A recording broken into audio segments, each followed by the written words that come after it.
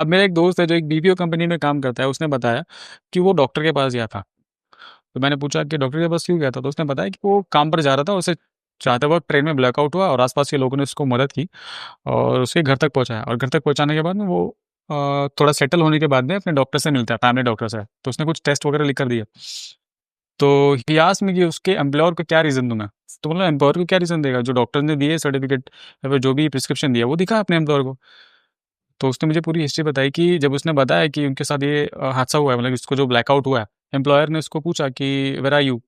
What happened? Why can't you come? Because उसने message किया था कि he can't come because he had a blackout episode. What should be the next question an employer should ask to his employee?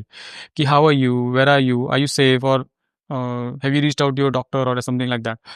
But the next question which the employer asked him was ki documents. Like, what is the proof that you have underwent an episode or underwent an accident or whatever syncope or blackout you have just went through?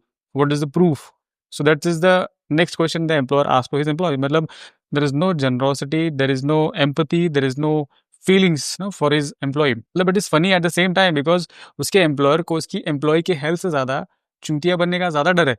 That's why he is asking that कि documents दे दे भाई तू मेरे को, बाकी का तू ठीक है, तू डॉक्टर के साथ ट्रीटमेंट ले ले, बट मुझे डॉक्यूमेंट्स चाहिए. मतलब this is the current scenario.